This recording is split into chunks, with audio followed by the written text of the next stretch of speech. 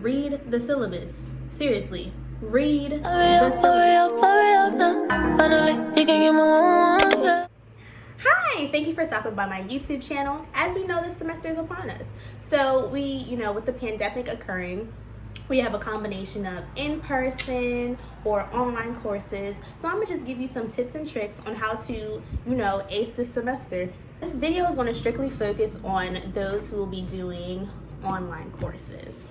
And the most important thing to start with is separating your workstation, like having a place where you strictly do work, because you're home. So at home you just think of relaxation, chilling, eating, when in actuality you're here and you have to find a designated spot to do just work. So this is my workstation.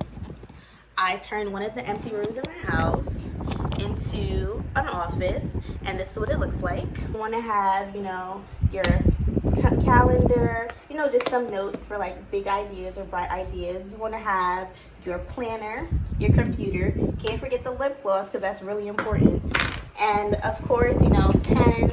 It's very important to develop a routine. So you want to make sure that you're waking up at a consistent time in the morning, and since you're home, I would say even get up and get dressed so it feels so you can have that transition from, okay, I'm at home in my slouchy clothes, to getting dressed. So I would get up. I'd set a standard time where I would get up. I would say you want to set a schedule. So you want to wake up, brush your teeth, eat breakfast, do all those cool things, and get dressed. Get dressed so it's giving you that typical routine that you normally do when you go to school, which is you get dressed, leave your dorm, leave your apartment, and then go to class. And I say develop a routine because you're at home, so everything just feels like the same thing. It's just so mundane. I'm here, I go to sleep, I wake up. Like you wanna get your body into the motion of, all right, it's school time, so you can't be kicking it in your bed 24/7. That's not helpful. You want to get up out of your bed, get dressed, go get breakfast, and start your day so you can be productive. The importance is how to be productive in an area that's not typically where you want to do work. So now I'm going to start with planner organization. So this is what I would do. I'm just going to go back to my calendar from last fall semester because I don't have my class schedule yet for this fall. But what I would do when I start my planner, so I have this planner. I try to get planners that have like motivational quotes or like Bible verses or anything that could get my day started. And my planner would have things like, trust in the Lord with all your heart and lean on not your own understanding. In all your ways acknowledging him, and he shall direct thy paths. And this is Proverbs chapter 3 verses 5 through 6. I like to have these in my planner mainly because it's just to start off your day with something positive. So when I wake up in the morning, I have a journal. This is completely unrelated to how to get prepared for the semester, but I have the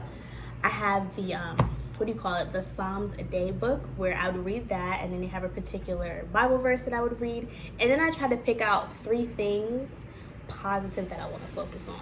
Or if I don't get to do it in the morning, in the nighttime before I go to sleep, I think of 3 good things that happened about my day, and I'll write it in my journal.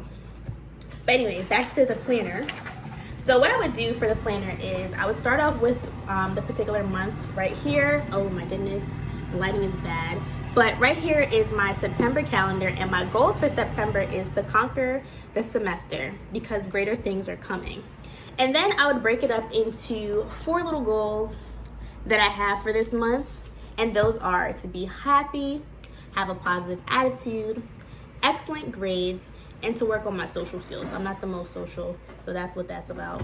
And then, I'll put in particular like birthdays or any particular dates that I have. It's very important that you start off your months or your semester with what you want to do. It's because if you have a clear idea of what you want to get done, it's easier to navigate the semester. I want to get Dean's List. So I would put that on, I have a whiteboard, put out my semester goals. I want to get Dean's List. I want to get a job by the end of the semester. I want to do this. And as I'm working through the semester, I would go look back on my goals. I'm like, all right, check, check, check, and do things like that. So I'm looking at my old school schedule because I don't have my school schedule yet. But what I would do is when I get my planner, I like to have a planner that has 2 columns. And the reason for that is one column would be strictly what the class is, what time it starts, and where it's located.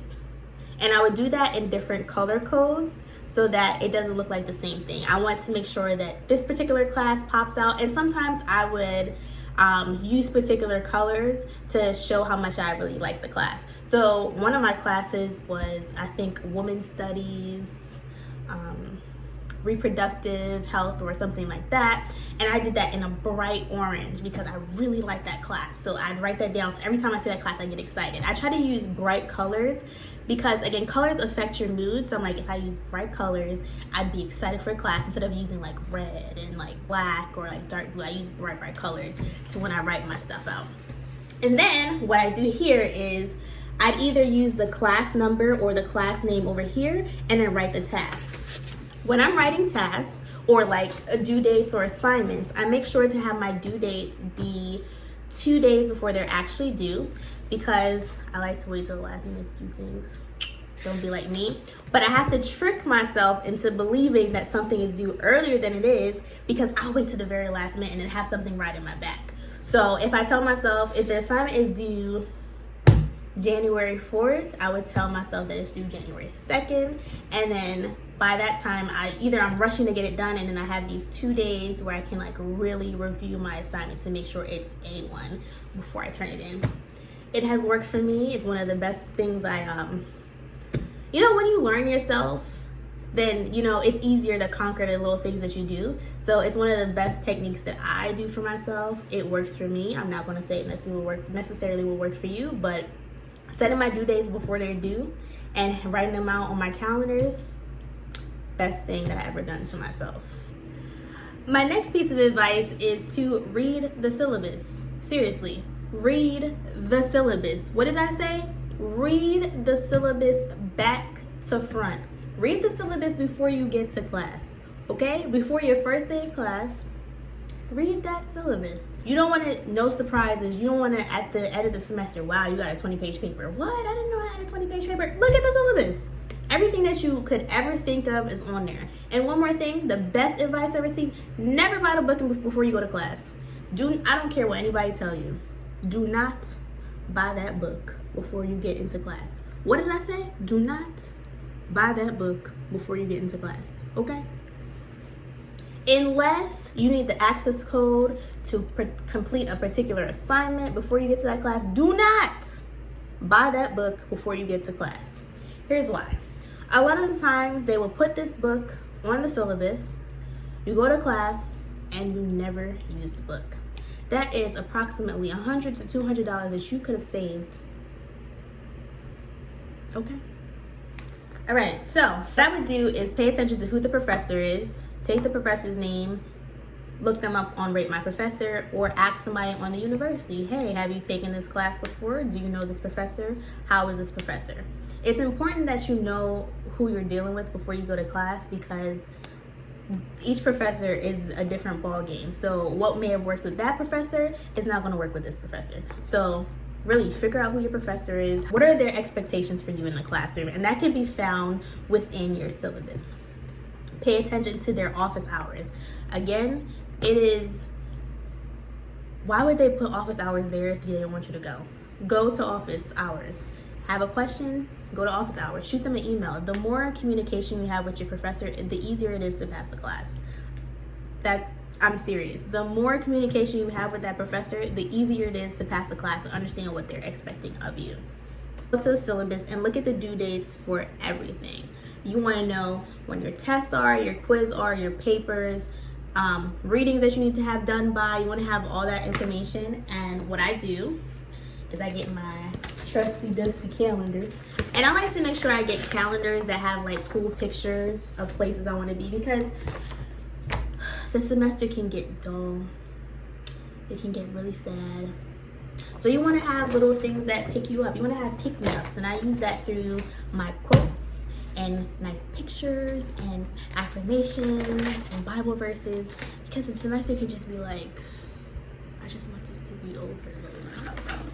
So what I do, and this is just one of the months. This is not necessarily all of the months, but I would take all the due dates and all my exams. So my exams would be in red.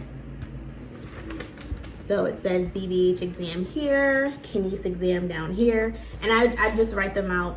So when I look at the calendar, I'm like, okay, it's important that you have an exam at this time. And I can't say I forgot about my exam. It's right here on the calendar that I have to look at. And then I'll put like important things like interviews.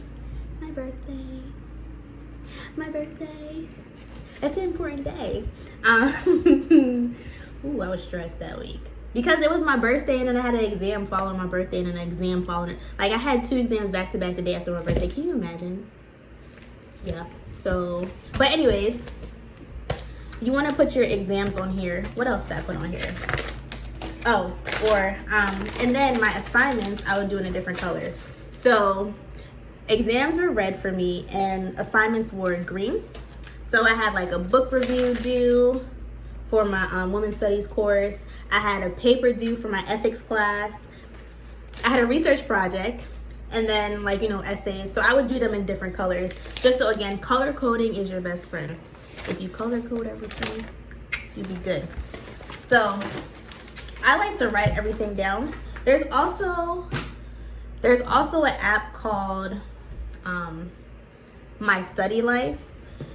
You can also use that to put all your assignments, your dates, and then they just pop up on your phone. Or you can just use Google Calendar where those things pop up on your phone. Or you can use your regular iPhone calendar if you have an iPhone, the iPhone calendar. Just make sure that you color coding.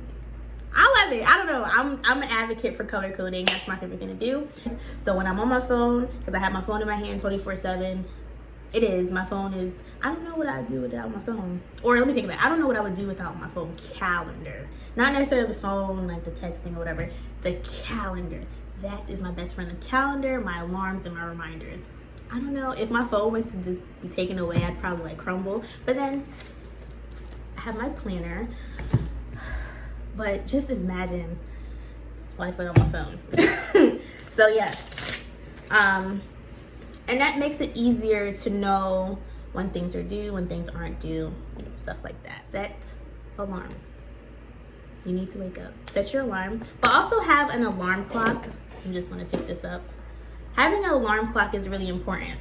So when I'm doing assignments, I would turn my phone off or put my phone on Do Not Disturb or put my phone in a drawer, put my phone in the other room, because it's so easy to pick up your phone for one thing and now you're on your phone for hours. So most of the time what would happen is I'm looking at my phone for the time. Oh, what time is it? Let me pick up my phone. And then I'm on here scrolling on Instagram or scrolling on Twitter. So I was like, it's important that I go ahead and get a clock.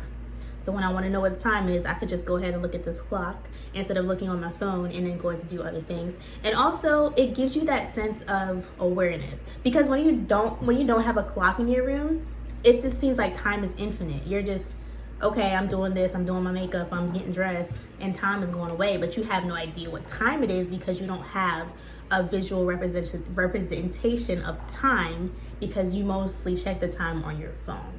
Let's talk about Zoom. We are all going to Zoom University, and we didn't even sign up for it. I suffer from this thing that I'm gonna call it Zoom fatigue, because as soon as we moved to online learning, everybody had a Zoom session about how to conquer online learning. I'm tired. I'm over it.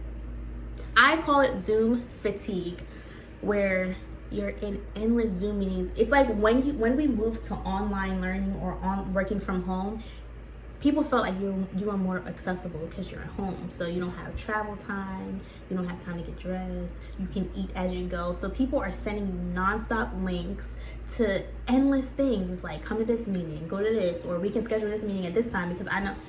And no one is really being mindful of your time. Like, I understand that I'm working, or I understand that I'm in school, but at the end of the day, I'm still an individual, and I need to unwind and stop looking at the computer and stop all of this. So how I say conquer Zoom fatigue is 30 minutes after your Zoom session, we're gonna shut down all electronics. No TV, no phone, no tablets. Like, I say go for a walk, read a book, or color puzzle, something that doesn't require you to look at a screen, because you get exhausted from looking at that blue emitted rays from the computer or the screen. Yes, I wear glasses. there are times where my eyes would just water. And I'm like, I'm not crying. My eyes are watering because they're exhausted. I'm straining my muscles to focus on the screen for so long. And you have to go ahead and do assignments on the computer. So easy to just get into a mood because you're on the screen all the time. Again, Zoom it's invasive. You have the screen is right in your face. And everybody's looking at you. Well, not necessarily at you, but they're looking at the screen, so it looks like everyone's looking at you. Whereas in class, just the professor is looking at you or not looking at you, looking at the screen. But here, it's like everybody's in your home, in your room, looking at what you're doing. What I would say is, if you don't want people in your room, switch your background to something that's either related to the course that you're in or maybe the university that you're at, so then no one is in your room and know what's going on in your room. So have background and be attentive. You don't want to be eating while you're in your Zoom session. You don't want to have side conversations.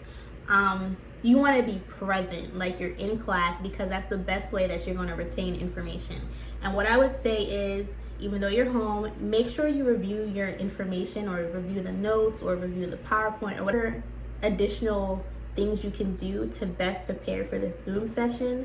So when you're here and the professor is spitting information at you, it doesn't sound like noise. You're actually retaining it and you're taking active notes, because that's the only way that you're going to conquer this Zoom session. Seriously, that's my tips and tricks to prepare for the semester. Thank you for stopping by my channel. If you really enjoyed this video, go ahead and give it a like.